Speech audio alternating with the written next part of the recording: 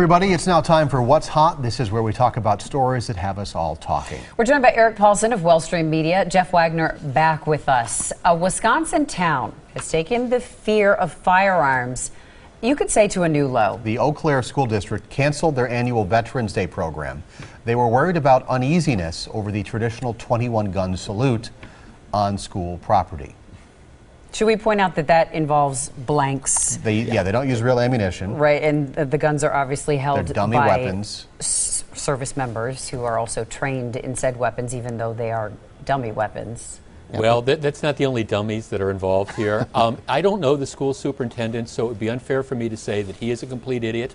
I will say that this decision is completely idiotic. Since the 1930s, a veterans group has been coming to schools in the Eau Claire School District to stage these Veterans Day tributes, including the 21-gun salute, which, by the way, is done when the president shows up as well. Like you said, Courtney, they use blanks. They also use these ceremonial rifles that aren't even equipped to shoot real bullets. But the point is, it is a 21-gun salute, which historically has a tribute to the fallen. You do this every Memorial Day. You do it Veterans Day. Shame on everybody in the Eau Claire School District for doing this, and shame on the parents for putting up with this. I have no problem saying he's kind of an idiot. I mean, the 21-gun salute, as you were talking about the tradition of it and everything, it's the most powerful part of that ceremony. And, you know, uneasiness. Whose uneasiness? What are they worried about? That the blanks aren't really blanks? I mean, what has ever gone wrong during a 21-gun salute in something like this? It just makes no sense. It's overthinking, and it's taking away from the ceremony big time. I don't even know how you can create a tie between a kid is going to see, you know, a service member with the gun and want to shoot a gun. I mean, there's just no tie there. I don't, and now they have to do this in the parking lot of a Burger King. Right. You're right. It is a military ceremony, and I've had the honor, and it really is an honor, to MC lots of Veterans Day events and lots of Memorial Day events. And there's some very, very moving things. And the 21-gun salute, I will tell you, is always one of those incredibly moving things. This is an educational moment, and if you've got some pinhead administrator who's got a concern with it, maybe somebody should sit down and explain to him and her what the history of this is. This is disgraceful. And disgraceful. Has anyone thought that this is also Eau Claire? This isn't Milwaukee. This is hunting country out there. Everybody out there has probably picked up a rifle at one time or another. Which shows how weird it is. School administrators can be like that anywhere.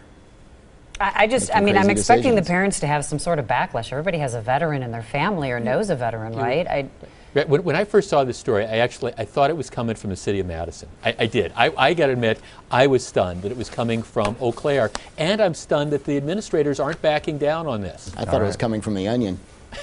Coming up next, we're revealing the viewer's choice topic of the day. Good point, Eric. Jesse Ricca's back with another look at a cold forecast, and we're going to be in this cold snap for a while. Topic of the day. Again, we are joined by Eric Paulsen and Jeff Wagner from 620 WTMJ. Viewer's choice topic today: a lot of small town police departments are using military style equipment. Juneau County has repeatedly dipped into this federal program.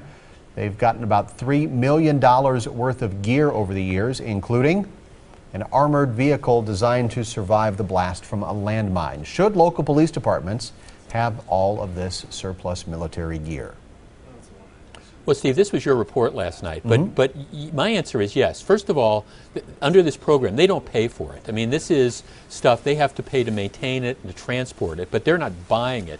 But yeah, you talk to a lot of the police chiefs around the area, and they'll say, for example, when they've got one of these armored vehicles, and by the way, it's not all weapons. A lot of it's computers and TVs and things like that. But when they've got one of these armored vehicles and you've got a SWAT situation, they pull up, and generally the SWAT situation ends. In Madison, they had a standoff with a guy with a high-powered rifle that was shooting at the cops until the armored vehicle rolled up. Yeah, I don't have a problem with this at all. Well, and what else are they going to do with this stuff? I mean, it was made for military use. The police are the next closest thing we have, in a sense, on a more local level. I mean, I'd rather have that in their hands than some random people buying them for some nefarious reason. Or it just gets scrapped. I mean, that's the alternative. Or it gets scrapped. Yeah, and I guess, and again, I understand that and I mean, I think the report was very, very fair last night because, I mean, they do buy weapons and they do buy these vehicles. But like I say, this is a program that goes back to 1990 that actually started with the war on drugs, where you could, local law enforcement could get computers and things like that, and it's gradually expanded. But if the choice is scrapping the vehicle or giving it to a local police department, give it to a local police department. As long as it's used reasonably. I mean, we had that story in Marathon County where they were trying to get that, you know, the fine from that one guy. Sure. And so as long as those kinds of stories, we don't see more of those, people won't be as uneasy about that. Let's go to our lightning round. Calvin Klein's new underwear model is a size 10. She's actually from Racine, Wisconsin. The company is receiving criticism for its perfectly fit campaign over the model's size. An Elle magazine article and others have referred to her as plus size. Calvin Klein doesn't describe her as such. Should the model size be controversial? In the modeling world, you're plus size or you're a straight model. They have categories and you're signed. There is no gray area. Right, you're signed as one or the other. But I guess I legitimately don't understand this controversy because the ads don't say plus size. So right. I'm not sure. I don't understand why people are so upset. First of all, I think she looks absolutely great. Number one, looks absolutely great. Calvin Klein isn't saying she's plus size. I don't understand why people are getting so upset about this. I mean, because it is a good thing that you're showing a different body type. She's a beautiful woman, and it's not and the she's standard. 5'11". Well, it should be the standard for plus sizes. So whose nose is out of joint here about this? Yeah, I mean, She personally thinks that the categories should be done away with, that you're just a model. You're not one category or the other, but, you know, she's very grateful and thankful for where she is. She struggled a little bit with the, can you lose some weight? We want to sign you like this, before plus-size modeling was really a thing. And the modeling industry standards are way too skinny anyway. I mean, we're supersizing meals and super shrinking models, and that's not a good idea. It's confusing all of us. But again, I mean, it's not like got to think that one through, but I agree with you. But it's not like Calvin Klein is even saying, it's not like, you know, we talked a week or two ago because there was, on some Walmart ad, they had the thing for like big and fat girls or something like They're that. They're not labeling her. Right. She's just there, the new model for their campaign. And she looks great. And she looks, I guess, like, I think a lot of, I mean, is size 10 really plus size nowadays, for goodness sakes? Come on. All right, the What's Hot discussion will continue online. Find it at tmj4.com/hot.